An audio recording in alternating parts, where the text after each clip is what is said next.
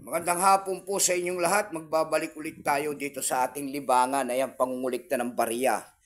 Ayan, pagbibigay ng kanilang mga presyo kung magkano na ang bintahan sa ating mga online selling. Isa naman tayong kolektor guys. Magandang hapon po sa inyong lahat. Ayan, pag-usapan natin barya guys. Ito po ay barya po ng BSP. BSP, tingnan natin. Nahat natin to maganda kasi year 1997 guys, makintab pa siya. Dapat ito ay mga punong-puno na ng pakikipagdigma. Pero ito at ating napulot guys ay maganda pang klase. Itong year 1997 na ito, ayan o. Napakakintab pa. Ang hard to find pala rito guys, yung year 2005. Ayan. Nagkakahalaga po yung year 2005 itong BSP 1 peso na ito ni Dr. Jose Rizal ng 300 pesos pataas.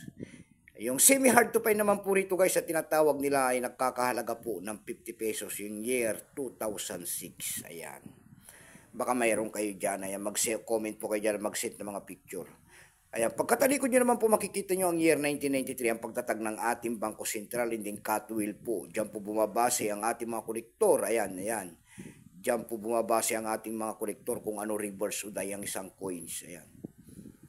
Hindi pagkaharap naman ay Jose Rizal po, nakaharap po sa kaliwang bahagi guys, in the 1 peso, in the Republika ng Pilipinas, in the mint mark, and then years, ayan, year 1997.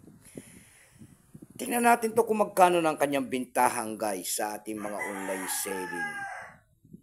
Pero bago yung kilalanin mo muna natin yan, issue po niyan ay Philippines po, period niyan ay Republic, 1946 up to date po. Type nito standard circulation coins. Nagsimula ang years nito mula year 1995 hanggang 2017. Value niyan 1 peso. Nakapalog po yan sa BSP series, currency piso 1967 up to date po. Kung ano materialis ang ginamit sa barya na yan, yan po ay copper nickel. May bigat lamang itong 6.1 grams. May haba naman itong 24 mm. May kapal po naman itong 1.75 mm. Orientation niyan ay middle alignment number N-16181. Reference number KM-269. Ayan. Ito pong year 1997 na ito guys, ito po ay 37%. Wala po pong may pakita ang ating Bangko Sentral kung ilang piraso pong ginawa sa barya na yan. Pero yan po ay ginagamit pa sa ating sirkulasyon. Ayan, pwede pang pambili po yung mga ganyang mga barya. Pero may price appraisal na rin po yan doon sa ating lumista. Yan, binigyan na po ng presyo ng ating mga kolektor ng kanyang presyo. Yung kanyang extra fine po kung tawagin nila ay nagkakahalaga yan ng 21 pesos. Yung kanyang almost uncirculated naman ay 27. Uncirculated naman ay 57. Dago tayo sa kanyang mga presyo guys. Doon sa ating EB.com, itong year 1997 na ito, nakakita na tayo doon nagbebenta nito ng $2.99.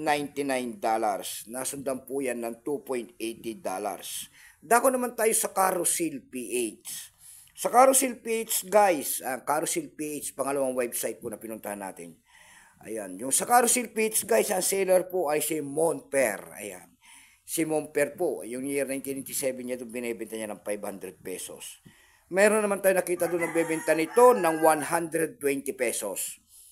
Meron naman tayo nakita doon nagbebenta nito na ang seller po ay si Elgong Shark. Ayan, Elgong Shark. Baka sabihin nyo, hindi ko kinuha ang pangalan, kaya binigyan natin ang pangalan.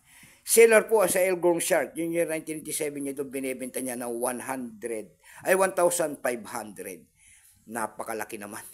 Hindi naman po silver yan. Ay bahala siya. Siya naman po kasi, nakapasok na siya kasi sa Carousel PH. Ayan. Nakapasok na siya doon para magpaskill lang kanyang mga coins para ibenta. Ayan. Ayan, kung umabot kayo sa aking dulo ng aking vlog, ayan, sana naman po ay makakahingi ako sa inyo ng pabor. Baka pwede naman pakipindot ang ating subscribe button, like and share para ma-update ko naman kayo sa mga bago ko pang ilalabas na video about coins. Ayan, magandang hapon po sa lahat.